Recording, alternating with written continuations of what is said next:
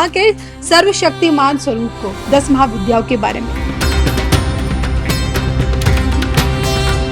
तांत्रिक विद्याओं में हमारी माँ काली हो गई, माँ भुवनेश्वरी, माँ तारा और माँ बगलामुखी। इन 4 देवियों की मुख्य तौर पे पूजा की जाती है। मुख्य तौर पे तांत्रिक शक्तियों के लिए पूजा की जाती है।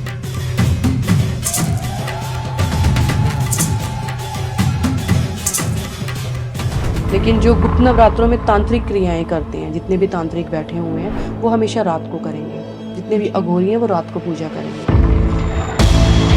इन 10 स्वरूपों की अपनी एक मूल साधना है। माँ काली की जो मूल साधना है वो शव साधना।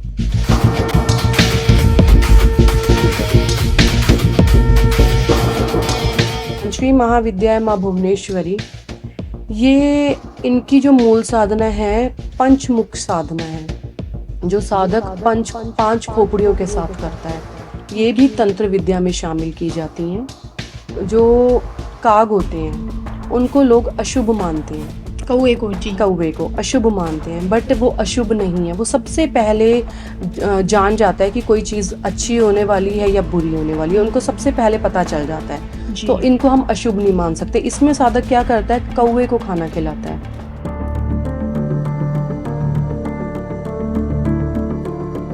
तो समझना चाहती हूँ कि क्यों कहा जाता है कि किसी भी शादीशुदा औरत हो तो खासकर धूमावती माता की पूजा से थोड़ा सा दूर रहना चाहिए। सपोज करो कि कोई भी नॉर्मल इंसान है, वो कह रहा है कि मैं अपने सौंदर्य को पाने के लिए माँ त्रिपुर सुंदरी की पूजा कर रहा हूँ, तो वो चीज़ पॉसिबल नहीं हो पाएगी। क्योंकि देखो, सौंदर्य की देवी तो है, लेकिन किस उसमें सौंदर्य की है। आप पूजा कर रहे हो और निंदा किसी की बाहर जाके कर रहे हो।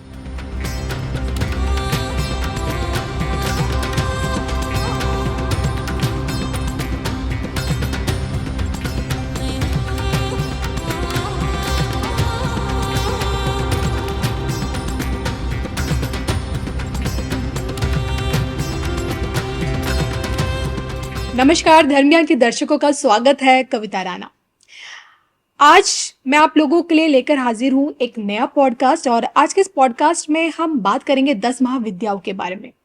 10 महाविद्या वो विद्या जिसे आप कह सकते हैं कि आदि शक्ति का वो सर्वशक्तिमान स्वरूप है, दिव्य स्वरूप है, जो ब्रह्मांड की अलग अलग शक्तियां और ज्ञान का नेतृत्व प्रतिनिधित्व करती है। अमूमन देखिए, तंत्र मंत्र में हम 10 महाविद्याओं का जिक्र सुनते आए हैं, लेकिन क्या गृहस्थ जीवन में भी 10 महाविद्या की आराधना की जा सकती है? क्यों कहा जाता है कि गुप्त नवरात्रों में ही 10 महाविद्या की पूजा की जाती है? और इन 10 महाविद्याओं से क्या वशीकरण, काला जादू और तंत्र मंत्र, ये सारी चीजें जुड़ी हुई हैं? इसी पे बातचीत करने के लिए और गहराई से इसको समझने के लिए आज मेरे साथ मौजूद है एक बार फिर ब्यूटी विद ब्रेन जानी मानी एस्ट्रोलॉजर पूजा शर्मा जी। आइए मैम, धर्म ज्ञान आपका स्वागत करता है। नमस्ते कविता, थैंक यू सो मच मुझे आपके पॉडकास्ट में बुलाने के लिए। आज हम बात करेंगे 10 महाविद्याओं के बारे में जी, जो कि सबसे पहले हम बात करेंगे कि इसकी उत्पत्ति कहाँ से हुई है। लेकिन उससे पहले मैम, दर्शक जानना चाहते हैं क्योंकि आप पहली बार धर्म ज्ञान पे आई हैं, तो लोग आपके बारे में जानना चाहते हैं कि एस्ट्रोलॉजी में कैसे आपका इंटरेस्ट बढ़ा। क्योंकि देखिए, मैंने जब आपकी प्रोफाइल देखी तो उसमें आप एस्ट्रोलॉजर भी हैं, आप न्यूमरोलॉजी भी करती हैं, न्यूमरोलॉजिस्ट भी हैं, साथ ही साथ आप टैरो कार्ड रीडर भी हैं। कई दफ़ा बहुत सारे मेरे गेस्ट आए हैं जो ये बोलते हैं कि हम वैदिक एस्ट्रोलॉजर हैं, वैदिक एस्ट्रोलॉजी इस चीज़ को मानते हैं, करते हैं, लेकिन ये लोग टैरो को बकवास समझते हैं, बोलते हैं टैरो से प्रिडिक्ट नहीं किया जा सकता फ्यूचर, ये सब बेकार है। क्या सच में ऐसा है? क्योंकि आप तीनों के बारे में जानती हैं, इसलिए मैं आपसे सवाल है। बिल्कुल, जो वैदिक एस्ट्रोलॉजी है ना, वैदिक एस्ट्रोलॉजी एक पूरा, हम देखेंगे कि बच्चा किस टाइम पे पैदा हुआ है, किस नक्षत्र में पैदा हुआ है, उसके अंदर कोई, अब जैसे हम बोलते हैं कि बच्चा गंडमूल में पैदा हुआ है, ठीक है ना, अश्विनी नक्षत्र में पैदा हुआ है, तो ये सारा वैदिक एस्ट्रोलॉजी हमें बताती है। न्यूमरोलॉजी टोटली डिफरेंट चीज़ हो गई, जो हमें एक नंबर्स का ज्ञान देती है, जिससे हम आपकी जन्म तारीख से और आपके जन्म सन से प्रिडिक्ट करते हैं, फेस नंबर और डेस्टिनी नंबर से, कि आपके लिए आपके पूरे फेस नंबर से हम बताते हैं आपको कि आपकी क्वालिटी डिसक्वालिटीज क्या हैं आपके अंदर, और डेस्टिनी नंबर हम बताते हैं डेस्टिनी नंबर से कि इन फ्यूचर आपके लिए कौन सा बिजनेस ठीक रहेगा, कौन से हेल्थ इश्यूज आपको आ सकते हैं, ये सब न्यूमरोलॉजी बताती है। और जैसा कि आपने बोला कि टैरो कार्ड बिल्कुल बकवास है, ऐसा Yes. कुछ भी नहीं है। टैरो कार्ड बहुत ही इंटरेस्टिंग एक चीज है। हाँ, ये मान सकते हैं हम कि भी टैरो कार्ड से हम आगे की प्रिडिक्शन नहीं दे सकते हैं। टैरो कार्ड का मतलब ही आपको इंस्टेंट क्वेश्चन का इंस्टेंट आंसर देना है। आपका कोई भी क्वेश्चन हो सकता है, हम उसी टाइम पे कार्ड्स निकालेंगे और उसका आंसर देंगे। ये कहते हैं टैरो कि कार्ड सिर्फ है। टैरो तो फीमेल्स के लिए बना हुआ है। नहीं, ऐसा भी कुछ नहीं है। बहुत एस्ट्रोलॉजर्स हैं जो जेंट्स हैं और टैरो कार्ड हैं, टैरो कार्ड रीडर हैं। ऐसा कुछ भी नहीं है कि भी लेडीज के लिए बना है। मुझे सबसे अच्छा टैरो कार्ड ही लगता है, क्योंकि कोई भी प्रॉब्लम होती है, मॉर्निंग में भी मैं अपना कार्ड जरूर निकालती हूँ कि आज का दिन मेरा कैसा जाएगा, ये मैं जरूर निकालती हूँ। लेकिन टैरो किस पे काम करता है? देखिए, आपने कहा ना न्यूमरोलॉजी नंबर्स पे हो गया है, वैदिक एस्ट्रोलॉजी, वैदिक में हम प्लैनेट्स की मूवमेंट्स देखते हैं, लेकिन टैरो में क्या देखते हैं? सिर्फ एनर्जीज? एनर्जीज भी हो गया टैरो में, और हम आपका बताया मैंने आपको जैसे कि भी आपका क्वेश्चन होना चाहिए, उसका आंसर हम करते हैं। आपका क्वेश्चन कोई भी हो सकता है। ओके। लेकिन एक्यूरेसी तीनों में से किसकी सबसे ज्यादा देखी गई है आपने? तीनों ही अपनी जगह बहुत ज्यादा इंपॉर्टेंस देते हैं, तीनों ही बहुत अच्छे हैं। हम किसी के लिए भी ये नहीं बोल सकते कि वैदिक अच्छा है, न्यूमरोलॉजी अच्छा है। जिस चीज में जितना हम जाएंगे उतना ही हमें उससे ज्यादा ज्ञान मिलेगा। तो ये सारे ऑकल्ट साइंस के पार्ट्स हैं। जी बिल्कुल बिल्कुल। Okay okay okay. Pooja ji, अब मैं आज आपसे जानना चाहती हूँ 10 महाविद्याओं के बारे में। और मैं समझती हूँ कि मैं ये मानती हूँ कि मैं बहुत सौभाग्यशाली हूँ कि भगवान ने मुझे एक औरत बनाया है, क्योंकि शक्ति कहीं ना, मतलब स्त्री कहीं ना कहीं शक्ति का स्वरूप है। बिल्कुल। और शक्ति को जानने की जिज्ञासा हर किसी के मन में रहती है। तो आज समझना है माँ के सर्वशक्तिमान स्वरूप को, 10 महाविद्याओं के बारे में। 10 महाविद्या है क्या? आप क्या समझती है इसके बारे में? देखिए कविता, सबसे पहले तो मैं आपको एक छोटी सी स्टोरी सुनाना चाहूंगी कि ये 10 महाविद्या आई कहाँ से हैं। ओके। ठीक है। जो राजा दक्ष थे, उनकी पुत्री थी सती। जी। दक्ष राजा बिल्कुल भी शिवजी भगवान को पसंद नहीं करते थे, बट शिवजी जी से उनकी शादी हुई, उन्होंने स्वयंवर किया था। जी।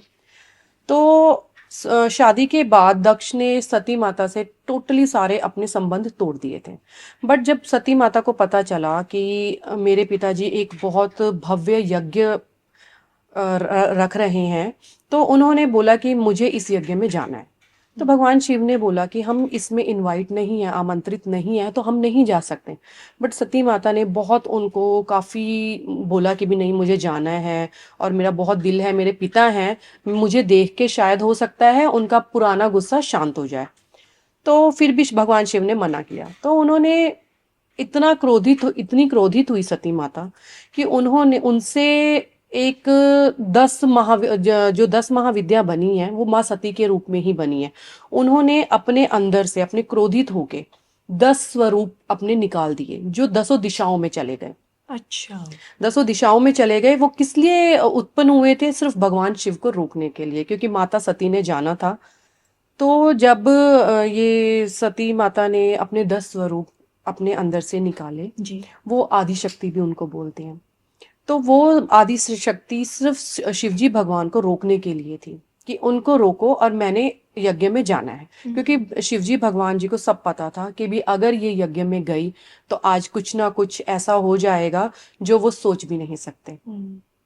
तो वो उनको 10 दिशाओं में अपने स्वरूप खड़ा करके और माँ सती यज्ञ में चली गई। तो पहला जो स्वरूप था वो था माँ काली का, दूसरा स्वरूप था माँ तारा का, तीसरा स्वरूप माँ त्रिपुर सुंदरी, चौथा स्वरूप माँ भुवनेश्वरी, पांचवा माँ भैरवी, छठा माँ छिंदमस्ता, सातवां माँ धूमावती, आठवां माँ बगलामुखी, नौवां माँ मातंगी और 10वां माँ कमला। ओके। ये 10 स्वरूप थे।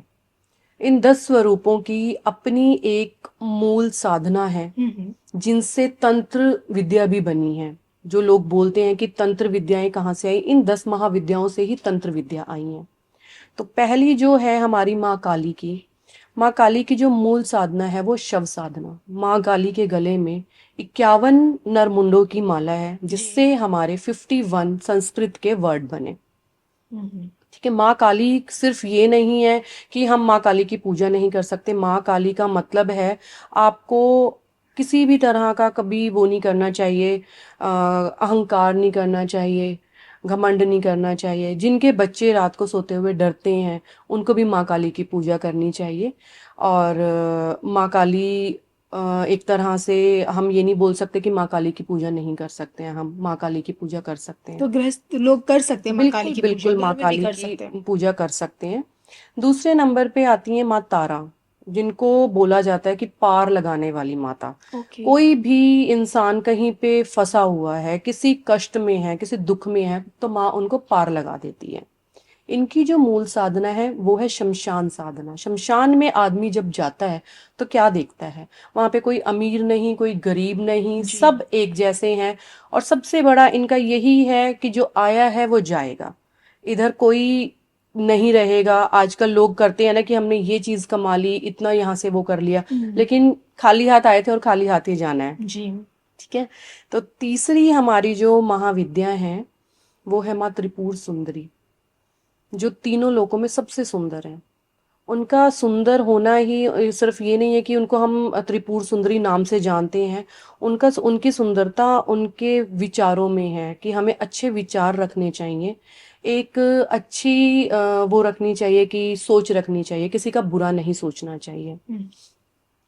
माँ त्रिपुर सुंदरी की मूल साधना है श्री यंत्र साधना।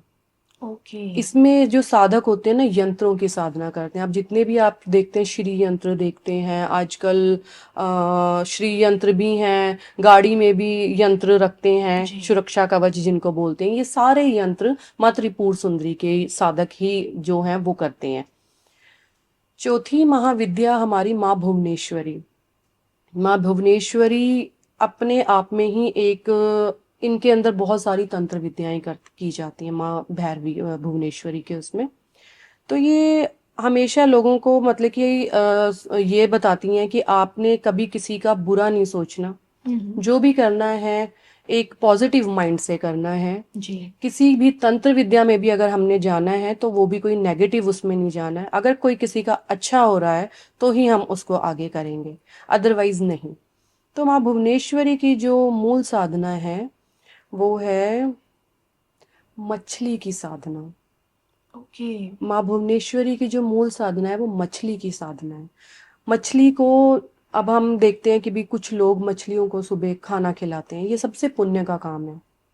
मछलियों को दाना डालना। बिल्कुल, मछलियों को दाना डालना सबसे पुण्य का काम है। आप ये लगाइए एक तरह से कि आप कितने उससे किसी को खाना खिला रहे हो, वो भी किसी का इंतजार करती हैं कि भी हमें भी कोई खाना खिलाने आए।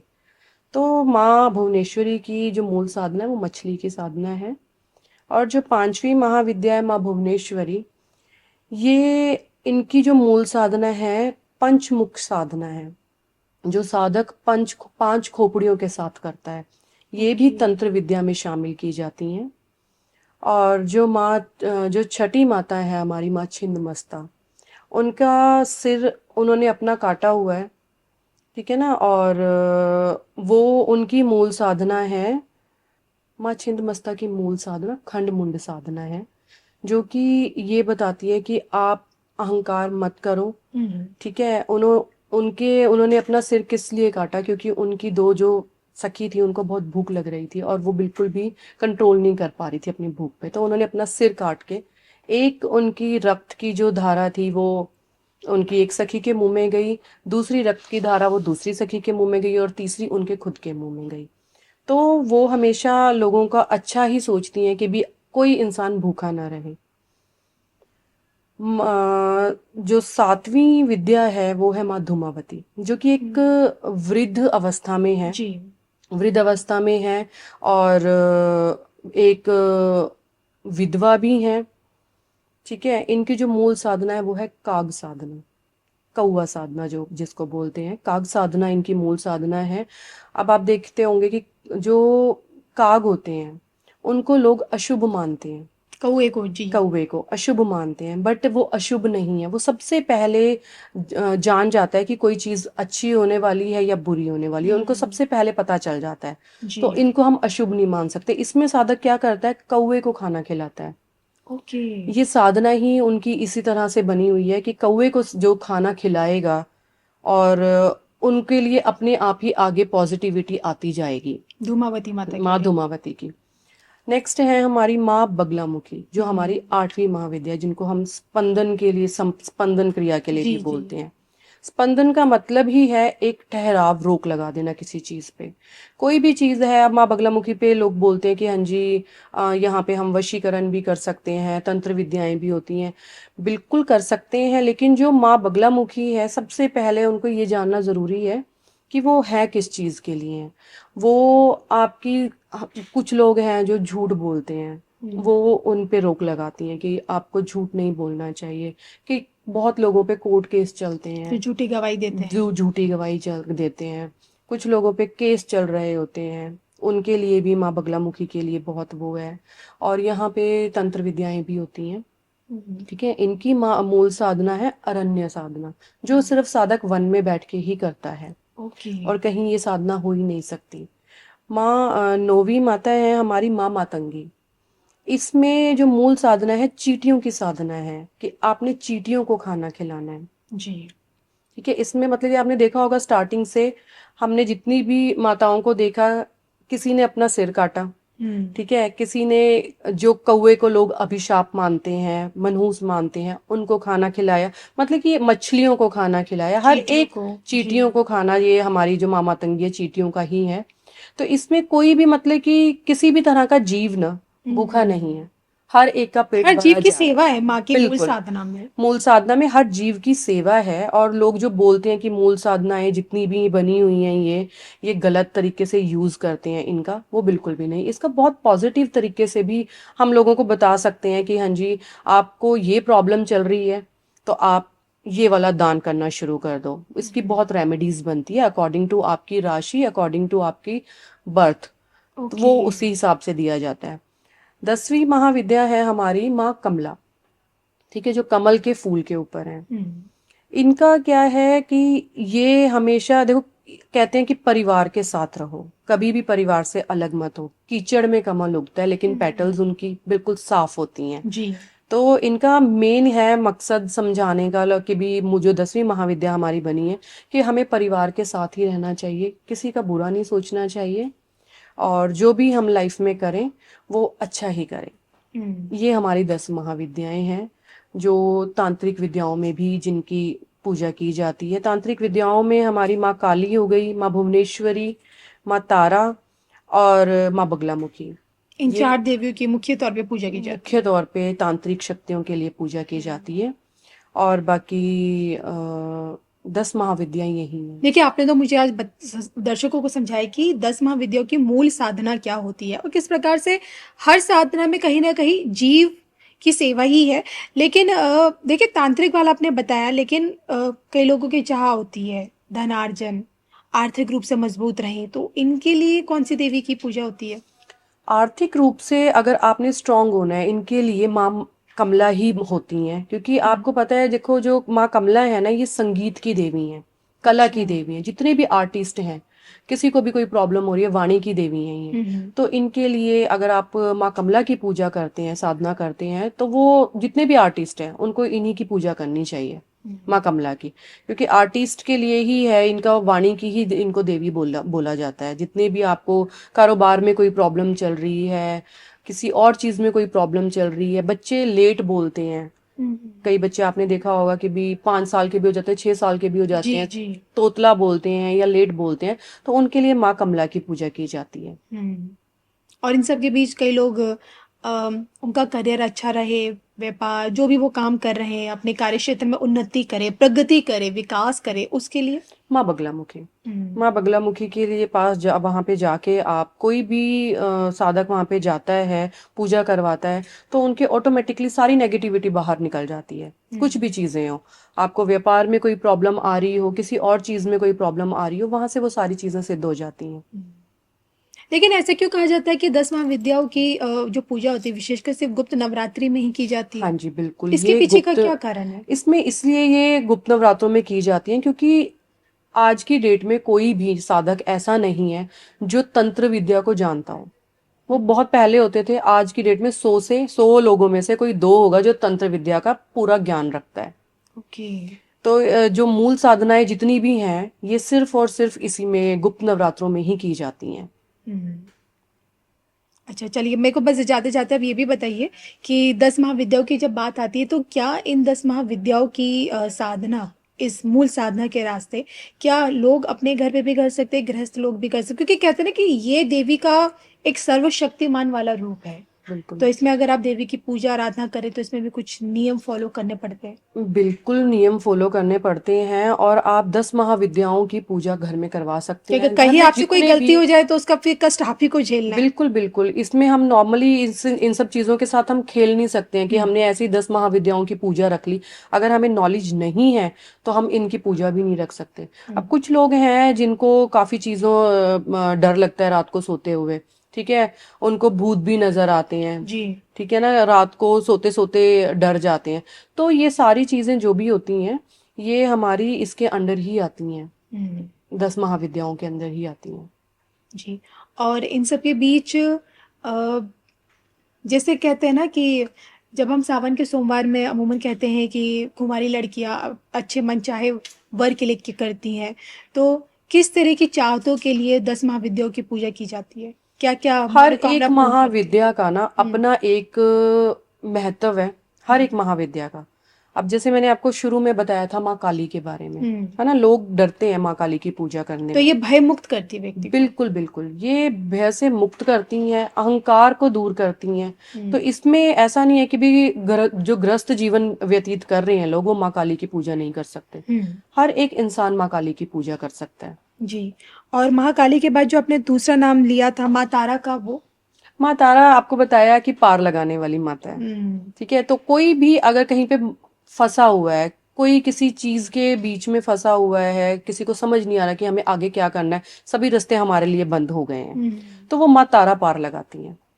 उनका नाम ही पार लगाने वाली माता है। माँ तारा के बाद फिर आपने त्रिपुर भैरवी, माफ कीजिए, माँ तारा के बाद आपने भुवनेश्वरी नहीं, त्रिपुर सुंदरी। त्रिपुर सुंदरी, ये तीनों लोकों में सबसे सुंदर है। तो मैं ये समझू कि भाई सौंदर्य पाने की चाह में भी लोग त्रिपुर बिल्कुल सुंदरी की बिल्कुल पूजा करते बिल्कुल हैं। बिल्कुल, सौंदर्य पाने की चाह में भी कर सकते हैं। और वैसे भी देखो, सौंदर्य सिर्फ एक चेहरे का नहीं होता। माँ त्रिपुर सुंदरी बताती हैं कि आपका मन सुंदर होना चाहिए, और आपको कभी किसी के खिलाफ कोई निंदा नहीं करनी चाहिए। जी। माँ त्रिपुर सुंदरी ये बताती हैं। तो उपासक कोई भी हो सकता है, चाहे स्त्री हो या पुरुष हो? कोई भी हो। मैं आपसे समझना चाहती हूँ, जब हम 10 महाविद्या की विशेषकर अगर कोई भी व्यक्ति पूजा कर रहा है तो किन चीज़ों का ध्यान रखना बहुत ज़रूरी हो जाता है, मतलब वो गलतियाँ जो वो ना करे सामान्य तौर पे? गलतियां देखो, ऐसा है कि कुछ लोग हैं जो आपको पता है आज की डेट में ब्राह्मण है, नॉनवेज खाते हैं ना। अगर आप ब्राह्मण हो और पूरी इन सब चीजों को मानते हो कि हाँ हमने किसी चीज की पूजा करनी है, पूजा और साधना में बहुत फर्क है। पूजा तो हम रोज करते हैं, लेकिन साधना वो आम इंसान नहीं कर सकता। उसके लिए देखो, आपको ब्रह्मचर्य का भी रूप वो पूरा पालन करना पड़ता है। हर एक चीज, गृहस्थ जीवन को छोड़ना पड़ता है ओके। अगर आप साधना असल मायने में साधना कर रहे हैं। और पूजा तो हम रोज करते हैं मॉर्निंग मतलब में। इनकी पूजा हम कर सकते हैं, 10 महाविद्या बिल्कुल की बिल्कुल पूजा, बिल्कुल लेकिन कर अगर सकते बात हैं, आती है साधना की तो वो चीज़ बिल्कुल अलग हो वो जाती है। डिफरेंट है। 10 महाविद्या देखो एक माता का रूप है ना, जी। सती माता का रूप है ये। हम पूजा कर सकते हैं इनकी, लेकिन कुछ सही तरीके से। ऐसे नहीं है कि भी हम पूजा कर रहे हैं, नॉनवेज खा रहे हैं, वो चीज फिर नेगेटिव हमें इफेक्ट देगी। तो नेगेटिव इफेक्ट से बचने के लिए, और सबसे बड़ी बात, अगर हम किसी महाविद्या के बारे में नहीं जानते हैं, सपोज करो कि कोई भी नॉर्मल इंसान है, वो कह रहा है कि मैं अपने सौंदर्य को पाने के लिए माँ त्रिपुर सुंदरी की पूजा कर रहा हूँ, तो वो चीज पॉसिबल नहीं हो पाएगी। क्योंकि देखो, सौंदर्य की देवी तो है, लेकिन किस उसमें सौंदर्य की है। आप पूजा कर रहे हो और निंदा किसी की बाहर जाके कर रहे हो, जी। वो मन से भी सुंदर है। एक तन का सुंदर होना बहुत जरूरी नहीं है, एक मन से सुंदर होना बहुत जरूरी है। जब लेकिन इन 10 महाविद्याओं में एक रूप ऐसा है जो हर किसी का ध्यान अपनी ओर खींचता है, और कई बार मेरा भी ध्यान गया है जब मैंने इनके बारे में पढ़ती हूँ या मैं कुछ भी स्टोरीज आर्टिकल्स लिखती हूँ, वो है धूमावती माता का। तो समझना चाहती हूँ कि क्यों कहा जाता है कि किसी भी शादीशुदा औरत हो तो खासकर धूमावती माता की पूजा से थोड़ा सा दूर रहना चाहिए। क्योंकि देखो, ये जो माँ धूमावती है ना, इन ये वैराग्य जीवन को वो करती हैं कि भी एक तो विधवा है, और इनकी जो अवस्था है ना वो बहुत ही ज्यादा अलग हिसाब से है। बाल भी सफेद हैं इनके, बहुत वृद्ध हैं और विधवा भी हैं। तो ग्रस्त जीवन में जितनी भी लेडीज हैं ना, जो विवाहिक हैं, उनको माँ धूमावती की पूजा नहीं करनी चाहिए, क्योंकि ये वैराग्य को वो करती हैं। अब देखिए ना, हमने जो हम शारदीय नवरात्र में शक्ति के जिन रूपों को देखते हैं उनमें से एक हमें माँ का वो रूप भी दिखता है जिसमें वो संतान देवी के रूप में नजर आती है। तो इन 10 महाविद्याओं में जो लोग संतान इच्छुक होते हैं तो उनके लिए कौन सी देवी की पूजा है? देखो, संतान इच्छुक जितने भी लोग होते हैं ना, उनके लिए माँ मातंगी की पूजा सबसे बेस्ट रहती है। ठीक है, कि आप माँ मातंगी की पूजा करवाएं। और मैं आपको ये श्योरिटी देती हूँ कि माँ मातंगी की अगर आप पूजा करवाते हैं ना, स्पेशली जिनके बच्चे नहीं हो रहे हैं, विद इन अ 2-3 मंथ उनको कंसीविंग हो जाती है। ओके। हाँ। रिश्तों में खटास है अपनों से या दूसरों से भी, तो वहां पे रिश्तों को मधुर बनाने के लिए वहां किस देवी की इसमें की जाती है? रिश्तों की मधुरता के लिए हम माँ त्रिपुर सुंदरी को भी ले सकते हैं। ठीक है। और हम माँ भैरवी को भी ले सकते हैं, क्योंकि मैंने आपको बताया ना कि भी कोई भी देवी कुछ नेगेटिव उसमें नहीं जा रही हैं कि भी आपको कुछ नेगेटिव कोई आपको बता रही हैं कि भी आप किसी का कुछ गलत करो। हर एक देवी एक पॉजिटिव वे से चल रही है कि भी आप कुछ भी अगर किसी को बताओ तो पॉजिटिव बताओ, किसी को जी। कुछ नेगेटिव वो मत बताओ। और देखिए ये 10 महाविद्याओं की साधना आपने मूल साधना तो बताई है, और क्या मैं समझे कि इन 10 महाविद्याओं की साधना की बात करें तो कब्रिस्तान में ही होती है? नहीं नहीं, कब्रिस्तान में सिर्फ एक माँ की पूजा साधना होती है, जो कि है माँ तारा। वो शमशान साधना है, उनकी मूल साधना ही शमशान शमशान साधना है। साधना है। तो शमशान का मतलब ये है कि वो लोगों को वो ये बता रही हैं कि इधर कोई अमीर नहीं है, कोई गरीब नहीं है, जो आया है वो जाएगा, तो घमंड किस बात का करना है आपने।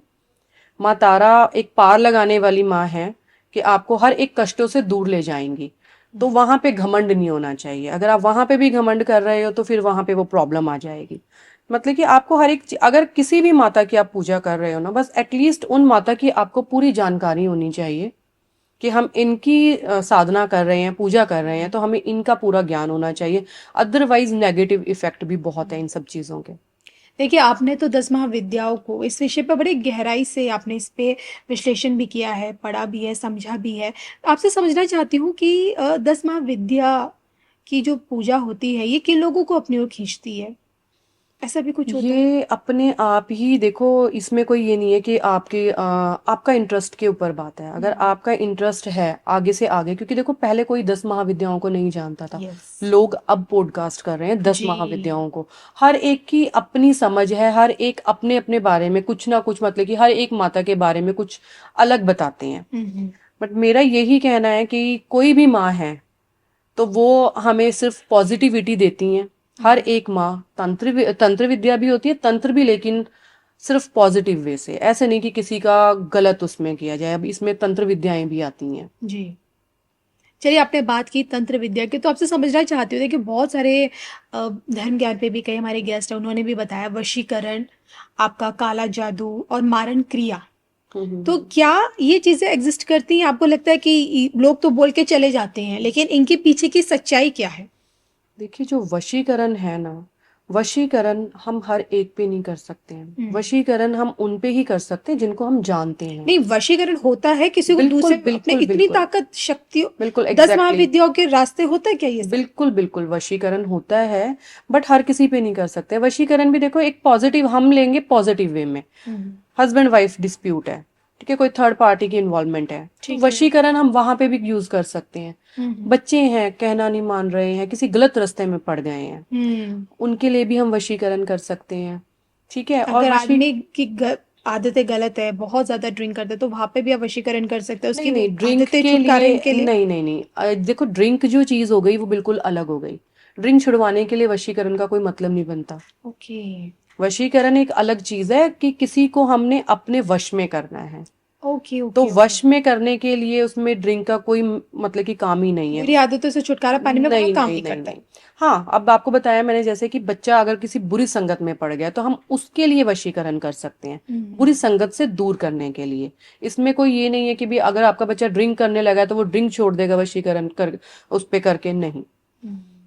ऐसे ही आपने पूछा अभी वशीकरण ब्लैक मैजिक। Black magic. जी। ब्लैक मैजिक भी देखो, ब्लैक मैजिक नेगेटिव है, एक चीज टोटली नेगेटिव है। ब्लैक मैजिक किन लोगों पे किया जाता है? आपका बिजनेस अच्छा चल रहा है, किसी और का बहुत आपसे भी अच्छा चल रहा है, आप चाहते हो कि भी नहीं, मुझसे मुझे इनसे बेटर चाहिए कि भी मैं अपने कारोबार में और आगे बढ़ना चाहती हूँ, तो ब्लैक मैजिक वहां पे काम करेगा। ये होगी नेगेटिव चीज।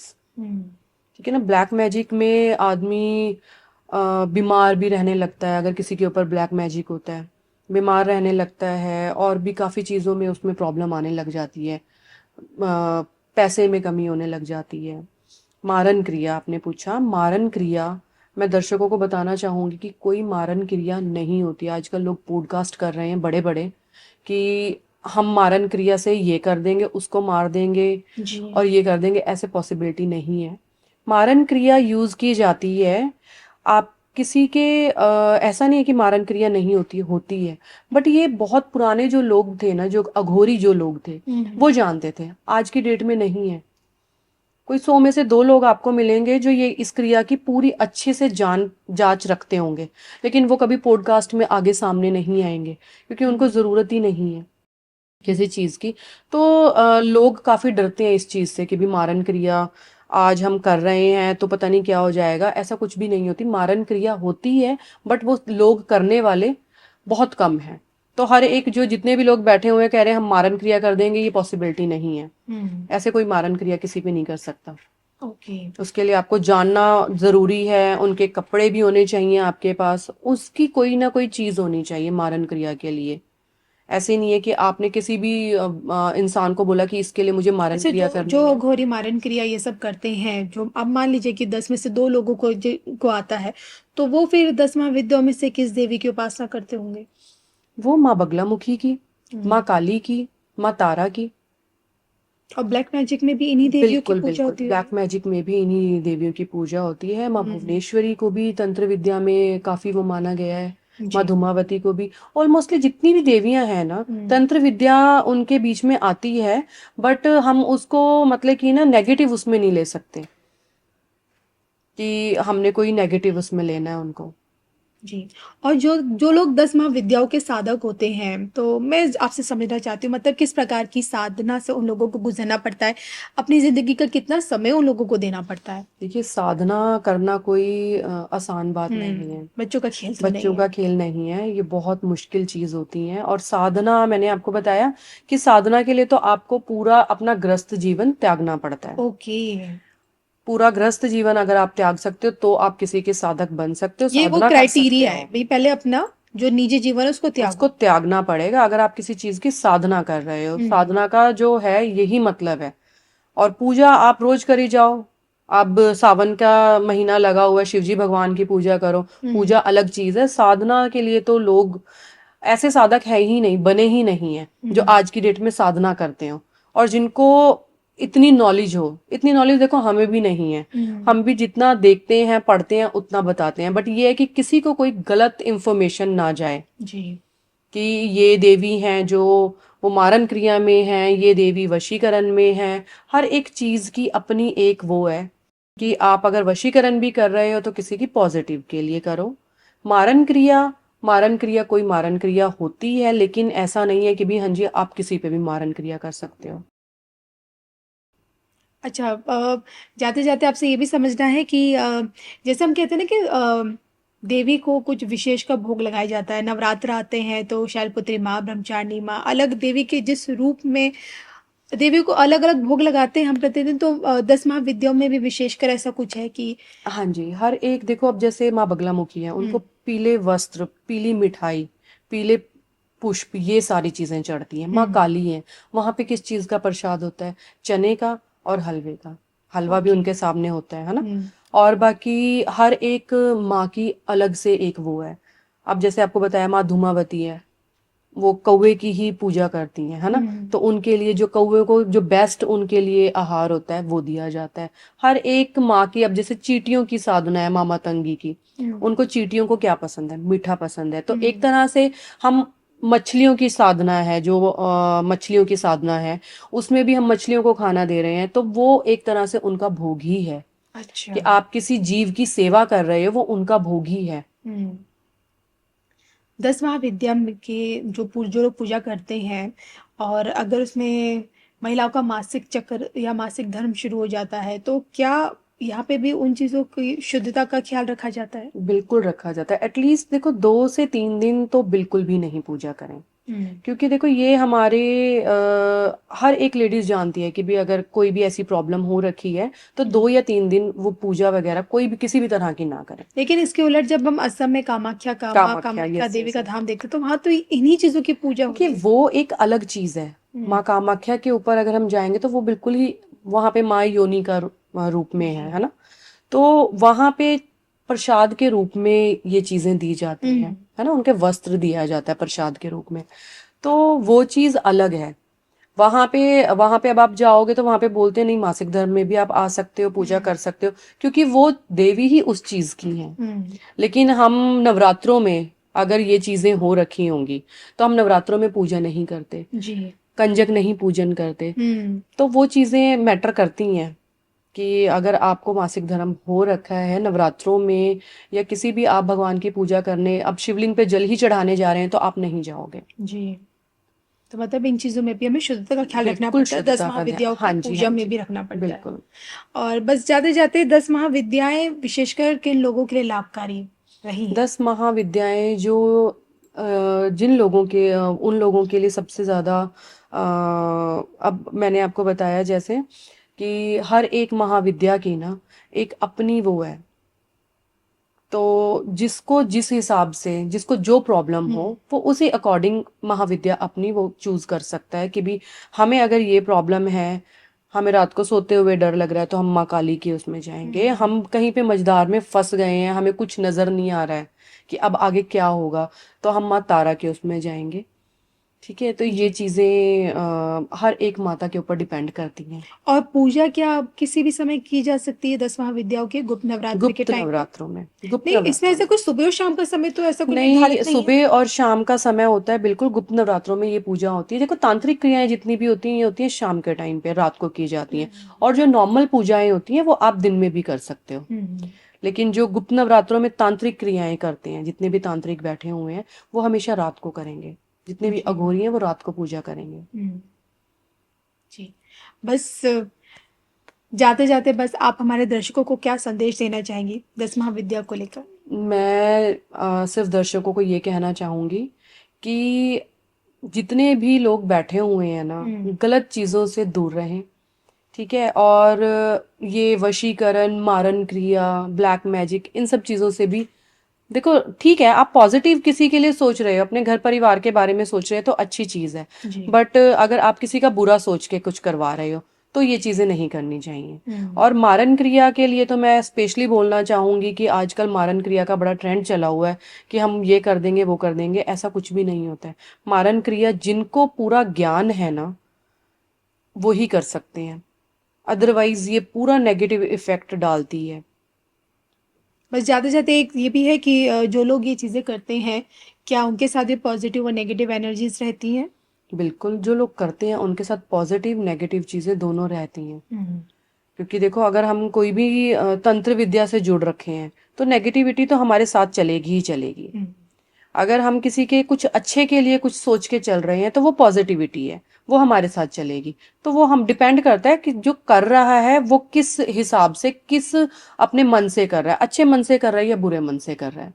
साधक जो कोई भी हो उसके लिए गुरु की जरूरत पड़ती है क्या? गुरु बिल्कुल बिल्कुल, विशेषकर साधक अगर कोई काम कर बिना रहा गुरु है, के साधक बिना साधना नहीं कर गुरु के सकता? बिल्कुल भी नहीं, बिना गुरु के कोई साधना नहीं है। लेकिन पूजा जी, आजकल जो युवा पीढ़ी है जो इन चीज़ों की तरफ जिनका ध्यान है, वो यूट्यूब देख के या चैनल्स पे जाके देख के अगर वो ये सब चीज़ें कर रही हैं तो क्या ये उनके लिए उचित है, ठीक है? नहीं नहीं, देखो यूट्यूब पे जाके अगर हम कोई भी चीज कर रहे हैं तो वो गलत है। इसके लिए गुरु का ज्ञान होना बहुत जरूरी है। पहले आप शिक्षा लीजिए, उसके बाद कोई भी चीज करिए। यूट्यूब से देख के खाना तो है नहीं कि भी बनाना है, ये तो बहुत एक डिफिकल्ट चीज हो गई। तंत्र साधना हो गई, एस्ट्रोलॉजी होगी, ये बहुत ही डिफरेंट चीज हो गई।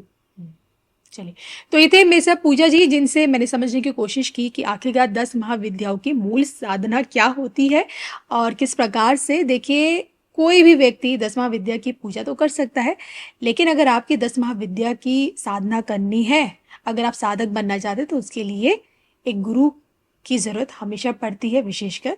और इसी के साथ मुझे और पूजा जी को दोनों को अनुमति दीजिए। उम्मीद करूँगी कि आज का ये पॉडकास्ट आप लोगों के लिए उपयोगी साबित हो, अच्छा लगेगा आपको। और इसी के साथ अनुमति दीजिए। नमस्कार।